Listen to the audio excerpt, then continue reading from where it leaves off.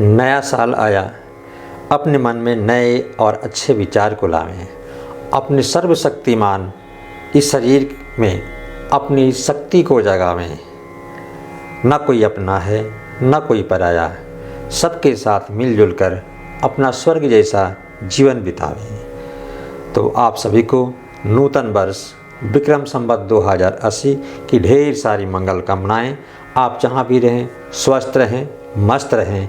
ईश्वर की असीम कृपा आपके पूरे परिवार पर बनी रहे। तो आइए आज का वीडियो पंचांग के बारे में हम जानें कि पंचांग किसे कहते हैं और कुछ नए शब्दों के बारे में जानेंगे।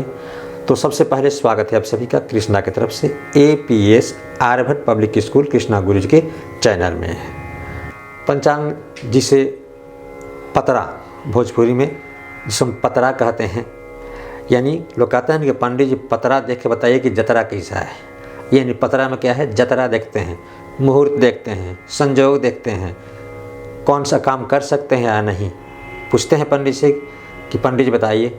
लोग कहते हैं ना ब्याह कब हो, यानी पतरे से ही पंचांग से ही जानते हैं कि शादी कब होगा, शादी कैसे होगी, कब होगी, तिथि क्या होगी, कौन सा जो विधि है वो विधि कब कब होगा, कब उसका मुहूर्त है। यानी जो भी होता है पर्व त्यौहार जो भी हमारे हिंदू समाज में सब कुछ उस पंचांग यानी पतरे के द्वारा ही होता है। पतरे के माध्यम जो पतरा कहता है, पंचांग कहता है, जो संयोग बनता है यानी शुभ मुहूर्त को देखकर किया जाता है। परंतु दुख की बात है कि हम इस नव वर्ष को भूल जाते हैं और उस नव वर्ष को जिसमें 12 बजे रात के बाद जो आता है, आधी रात को, रात के अंधेरे में जो नया साल आता है, उसका हम बड़े धूमधाम से पटाखे छोड़ कर बजाते हैं क्योंकि उसमें मज़ा आता है। ये दुख लगता है। तो आइए हम सब मिल कर के इस नव वर्ष का स्वागत करें। तो पंचांग जिसे पंचांगम, तो इसका अगर संधि विच्छेद करते हैं तो होता है पंच धन अंग। पंच यानी पंच जोड़ अंग, 5 अंगों वाला जो पंचांग होता है 5 अंगों वाला होता है। यानी 5 अंग इसके होते हैं जिसके आधार पर जो है हम शुभ मुहूर्त या संयोग देखते हैं। तो ये 5 अंग है, वार, तिथि, नक्षत्र, करण और योग। ये 5 चीज़ें देख करके और तब जो है मुहूर्त बताया जाता है। अब बात आती है कि पंजिका।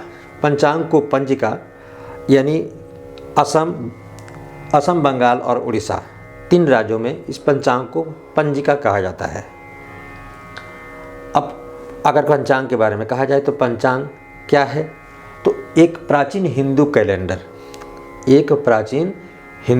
कैलेंडर है और दूसरा परंपरागत भारतीय कालदर्शक काल को दर्शाने वाला, समय को दर्शाने वाला, आज कौन सी तिथि है, कौन सा दिन है, कौन सा वार है, तो ये सब कुछ बताने वाला जो होता है यानी कालदर्शक।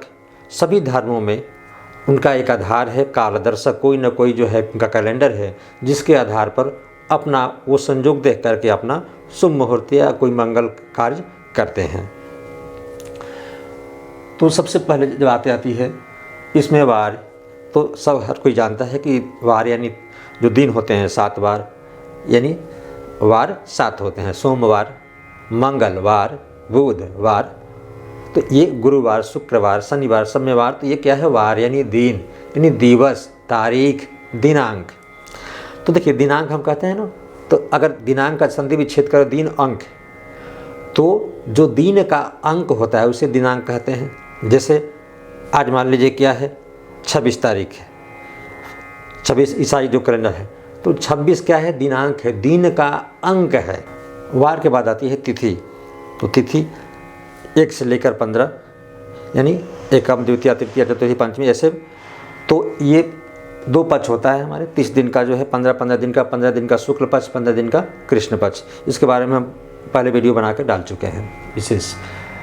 तो ये 30 दिन का जो है तिथि जो है 30 दिन की होती है। तो उसके बाद नक्षत्र। तो नक्षत्र कहा जाता है ताराओं के समूह को हम नक्षत्र कहते हैं। 27 नक्षत्र होते हैं। लोग कोई कहता है ना कि तुम्हारा नक्षत्र खराब है, कोई काफ़ी क्रोध में होता है और उसको कोई घटना करता कहता है कि तुम्हारा नक्षत्र ही खराब है। तो ये नक्षत्र देखा जाता है, 27 होते हैं। और कहीं कहीं अभिजीत शुभ मुहूर्त एक होता है जिसको 28 भी कहीं कहीं लोग कहते हैं। अब है करण, तो तिथि के आधे भाग को करण कहते हैं। जो तिथि एक दिन है उसके आधे भाग को हम करण कहते हैं। इसको भी देख करके जो है संयोग सुमुहूर्त देखा जाता है। योग 27, कौन सा योग बन रहा है, 27 योग होते हैं जिसे देखा जाता है कि कौन सा योग है, क्या ये योग अच्छा है या बुरा है। अब एक शब्द आता है अयन। अयन शब्द आता है ज्योतिष विज्ञान में। तो अयन, एक वर्ष के में 2 अयन होते हैं, यानी एक वर्ष में 2 अयन होते हैं, यानी एक साल में 2 अयन।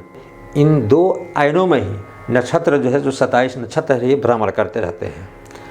तो इस प्रकार इन 5 अंगों के आधार पर पंचांग चलता है। पंचांग हमें कोई भी मुहूर्त को बतलाता है कि मुहूर्त अच्छा है, भला है, बुरा है, संयोग अच्छा है, मुहूर्त कैसा है, मंगल कार्य करने योग्य है या नहीं, ऐसा हमें पंचांग हमें बतलाता है। और तब हम जो उसके ज्ञाता हैं, ज्योतिषाचार्य हैं या पंडित जी हैं, जो उस पंचांग के ज्ञाता हैं, उनसे हम जानकारी लेते हैं।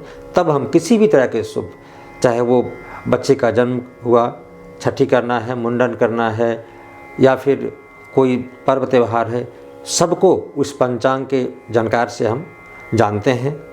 या फिर मीडिया के नाम से, मीडिया के माध्यम से जो उन्हें हमें जानकारी मिलती है उन ज्योतिषाचार्यों के द्वारा, उसका हम अवलोकन करके अपने पर्व त्यौहार या कोई भी शुभ कार्य को करते हैं।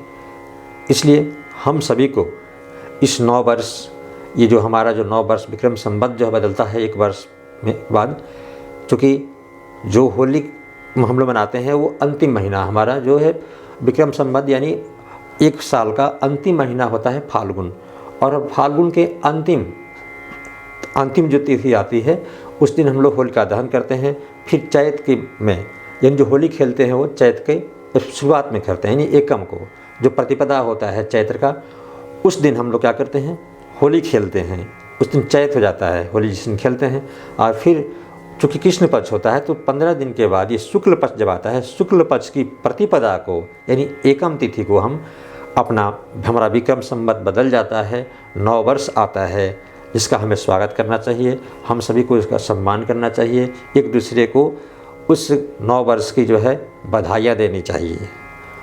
तो वीडियो देखने के लिए धन्यवाद। छोटे हैं तो प्यार और बहुत बहुत आशीर्वाद।